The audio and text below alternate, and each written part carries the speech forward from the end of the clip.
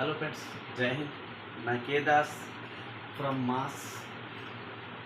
अभी मेरा सब्जेक्ट आप देख रहे हैं, सब्जेक्ट है difference between hazard and risk. तो सबसे पहले मैं आपको बताऊं, जो सेफ्टी फील्ड में काम कर रहे हैं या जो सेफ्टी से रिलेटेड कोर्स कर रहे हैं, तो अगर वो हैज़ार्ड और रिस्क के बारे में नहीं जानते तो उनको हीरा, रिस्क असेसमेंट, जेएसए या जेएचए मैंने जॉब हैज़ार्ड एनालाइज या जॉब सेफ्टी एनालाइज, उनको जानने से फ़ायदा नहीं है। उससे पहले ये जान लेना जरूरी है। You have to understand the definition of risk and hazard. तो सबसे पहले मैं आपको हैज़ार्ड, इसका डेफिनेशन बताऊं। Hazard is anything which has potential to create danger and which can harm three things: people, property और environment. That is called hazard. मतलब इन तीनों चीज़ों को जो नुकसान पहुंचा सकती है वही है हैज़ार्ड। ये लाइट भी हो सकती है, आग भी हो सकती है। तो आप देख रहे हैं एग्जाम्पल के तौर पर फायर लिखा है मैंने। और रिस्क, रिस्क मतलब चांसेस टू हैपन या प्रोबेबिलिटी टू हैपन, उसे रिस्क कहते हैं। तो अभी आपको मैंने देखा है, अभी आपको अब समझना क्या है कि हैज़ार्ड और रिस्क में अंतर क्या है। ये जो डिफरेंस है उसका मतलब दोनों के दरमियान या फ़र्क क्या है। अभी है नंबर 1 पॉइंट में मैंने 4-5 पॉइंट लिखे हैं, तो ये बेटर समझाने के लिए लोगों को मैंने लिखा है कि number 1, hazard is anything, example, potential to cause harm, 3 things, people, property and environment. ये भी पीपीई है, लेकिन इसमें पीपीई के मतलब पर्सनल प्रोटेक्टिव इक्विपमेंट नहीं है। तीनों चीज़ों को नुकसान पहुंचाता है, वही चीज़ हैज़ार्ड है। ये मशीन भी हो सकती है, कोई चक्कू, नाइफ भी हो सकते हैं, कम बम या सांप भी हो सकती है, फायर भी हो सकती है। फायर भी हैज़ार्ड ही है।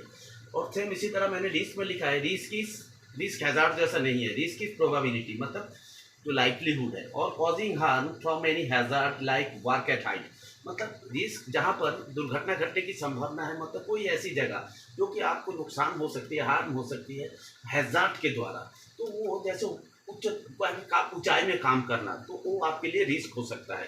तो ऊंचाई आपके लिए हैज़ार्ड भी हो सकता है, लेकिन आफ्टर हैज़ार्ड वो रिस्क कहलाएगा। समझ में आ रहा है कि उसमें से आदमी गिर सकता है, मटेरियल फॉल या मैन फॉल हो सकते हैं। मतलब बात क्या हाइट के बारे में मैं बता रहा हूँ। 2 नंबर पॉइंट आप देख लीजिए, hazard can be found anywhere at work place, मतलब ये कहीं भी वर्क प्लेस में दिखाई दे सकते हैं, दिखाई दे सकता है। मतलब वर्क प्लेस में कहीं भी हो सकते हैं, चाहे आप कंस्ट्रक्शन साइट में बोल लो, कोई मैन्युफैक्चरिंग प्लांट या कोई नर्सिंग होम या कोई और कमर्शियल बिल्डिंग में भी हो सकती है।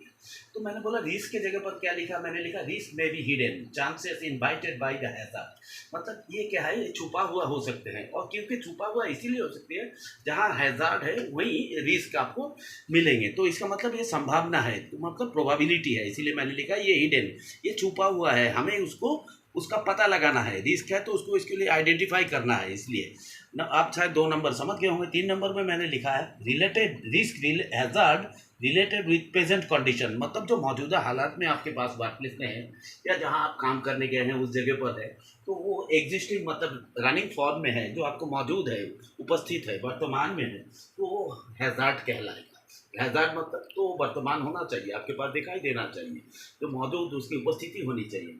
3 नंबर में मैंने रिस्क की जगह पर लिखा risk related with future condition, मतलब जो हो सकता है, जिसकी चांसेस है, प्रोबेबिलिटी है, और यानी लाइक्लीहुड है। तो मैंने बोला चांसेस टू, जो घट सकता है, ये जो सकते हैं वाली बात है, हो सकता है, गिर सकता है, ये सब रिस्क से रिलेटेड। फिर उसके बाद मैं बोलूँ और एग्जाम्पल, अगर मैं बोलूँ हेलमेट खोल लो, तो मैं बोलूँगा जी हेलमेट, मैंने बोला कि हेलमेट आप अगर खोल लेते हो इस तरह से, तो मैं बोला एक ये किससे रिलेटेड है, आपको मैं पूछ रहा हूँ, आप मुझे बताइए। ये रिस्क से रिलेटेड है, हैज़ार्ड से नहीं। जो चीज़ ऊपर से गिर सकता है तो वो हैज़ार्ड है, और तो मैं हेलमेट खोल के काम कर रहा हूँ बिना पीपीई का, तो वो रिस्क हो सकता है। नंबर 4 में मैंने लिखा hazard is to be controlled firstly, hazard को सबसे पहले नियंत्रण में लेना चाहिए। Hazard is to be controlled firstly, मतलब पहले हैज़ार्ड को कंट्रोल में लिया जाता है, और रिस्क को स्टेप बाय स्टेप एसेस किया जाता है। आप शायद जानते भी होंगे, जैसे कुछ मिसाल के तौर पर रिस्क असेसमेंट के कुछ स्टेप भी है, 5 स्टेप्स है रिस्क असेसमेंट के। यहाँ मैं चर्चा नहीं कर रहा हूँ, यहाँ मैं बता रहा हूँ 5 नंबर पे क्या है। 5 number, hazard equal to volume of potential thing, जो भी चीज़ है, चाहे वो कोई भी केमिकल हो, मशीनरी हो, तो उसके वो कितने मशीनरी हो, कितने पावरफुल मशीनरी है, और उसकी जो इम्पैक्टनेस है, इम्पैक्टनेस मतलब उसकी सेवेरिटी, मतलब उसकी तीव्रता, तो मार कहाँ तक कर सकती है, कितना घातक है, कितना पोटेंशियल है, वो चीज़। और साथ ही मैंने लिखा risk equal to probability into consequences. Probability मतलब लाइक्लीहुड, कॉन्सिक्वेंसेस मतलब रिजल्ट, यानी उसका परिणाम क्या हो सकते हैं। शायद आप समझ गए होंगे। एक बात और बता दूँ, ये हीरा, रिस्क असेसमेंट, JSA, JEJ, उससे पहले आपको यह जानना है। वैसे डिप्लोमा मतलब PG डिप्लोमा या एडिस यानी advance diploma in industrial safety, इससे ये जाने बगैर काम नहीं चलेगा, कभी ना कभी आपको करना पड़ेगा। और साथ एक बात लास्ट में एक और बात बता, इसका एक फॉर्मेट भी है, एक फॉर्म भी है, वो भी आपको भरना चाहिए। समझ में आ रहा है? थैंक यू एंड जय हिंद।